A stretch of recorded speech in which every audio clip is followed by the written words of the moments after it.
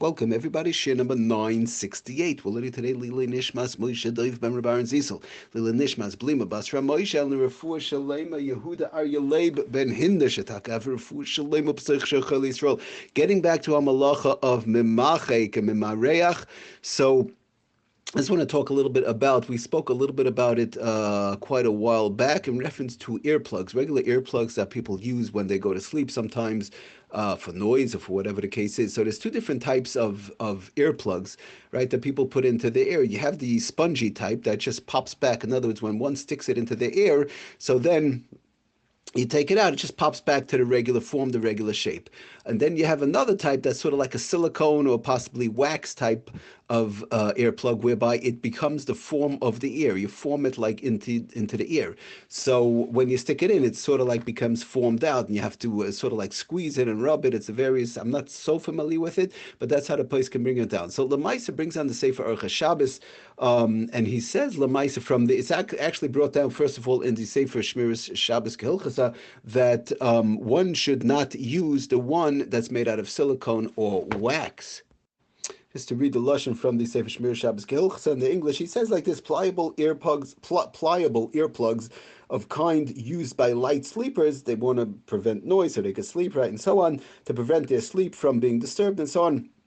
May not use them on Shabbos or Yom Tov if it's made, if it will be also to use if it's made from the wax-like or silicone type of earplug, of which now when they're made like that, yeah, you have to, like we said, we have to maneuver it into the ear and you have to spread it out, and it comes into a question of smearing, number one, and number two, the question of tikkun mana, whereby you're creating actually the earplug. So just to read real quickly this from the Sefer HILCHOS Shabbos, he says Lamaisa, that's the bottom line, that when they're made out of this type of a wax, type of a substance, or silicone or the like, that would be also to use. But now, okay, so that type is a problem. But then, like we said, you have the rubber type.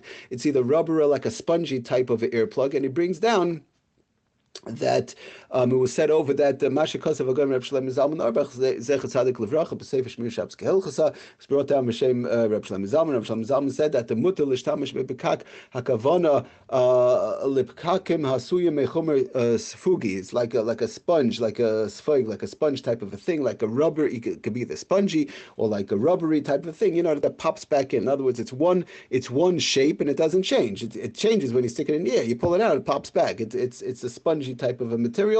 So that's what he brings down. B'Shem Reb Shlomo Zalman would be okay.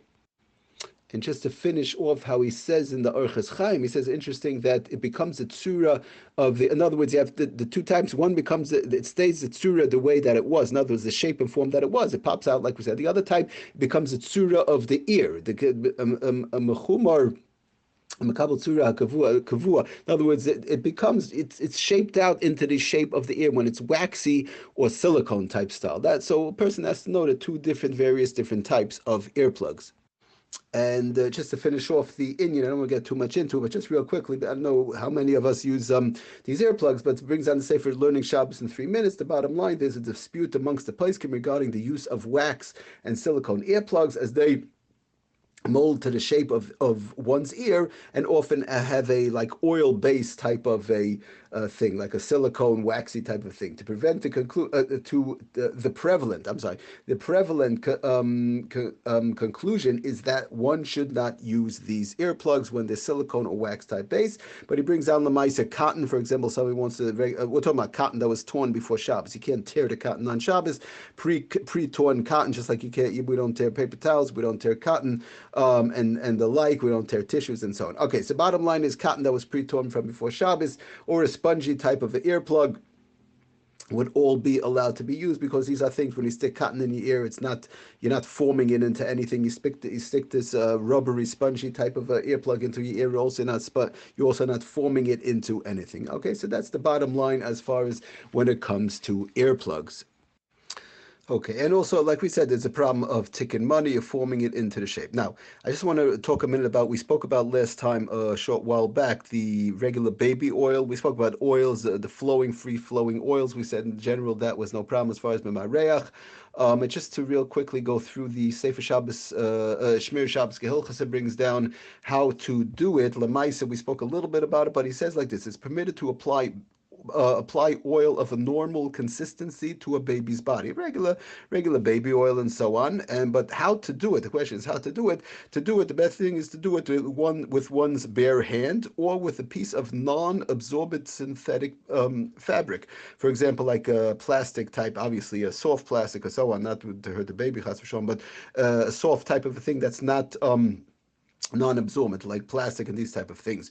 But lamaisa, when it comes to, sometimes there's cotton, again, pre-cut cotton and these type of things, that's taka running into a problem. One may not, he brings on, does the Sefer Shmir Shabbos HILCHOS, one may not apply the oil by putting it on absorbent cotton or wool or the like.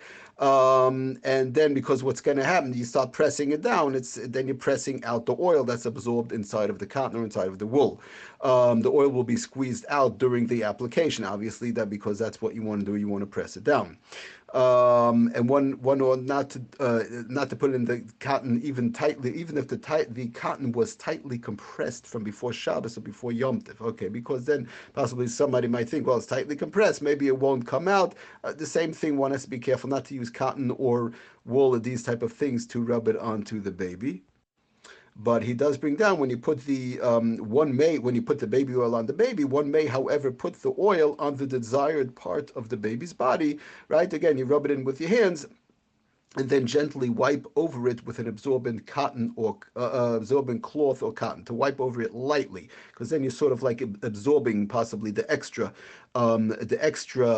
oil that's there. That we want to keep in mind that absorption into a material in general is okay. It's the pressing out, it's the squeezing, whereby it's the problem, whether it's water, oil, whatever the case is. When you squeeze something out that was absorbed in a material, that's where you're running into a problem. Cotton and wool, you have a major problem. When you're dealing with paper, it's that's already a homachleikis, which we've spoken about in the past. But the best thing is possible, if possible, to use a non-absorbent material, and so on. But just doing it lightly, and preferably probably even paper, definitely to wipe up a little bit. That would be to absorb it in, to take off a little bit of oil. That would be okay. Just want to mention one thing while we're there, and he says it does the Sefer Shmir Shabbos HILCHOS. So also to keep in mind, one is allowed to sprinkle, when it comes to baby powder, regular baby powder. He brings down, one is allowed to sprinkle powder, regular baby powder, onto a baby, even on a spot where the skin is particularly sensitive or sore, notwithstanding the general prohibition against applying medications at Shabbos and Yom Tov. We're not going to get into that right now, but the bottom line is, in general, he does say just using regular baby powder on a baby, one is allowed to sprinkle the powder onto the baby, even on the spot on the skin that is sensitive or sore. That's not a problem. So brings down the Sefer Shmir Shabbos HILCHOS. Okay, we're going to stop here. Thank you for joining us. Tzlach and bracha, kol tov.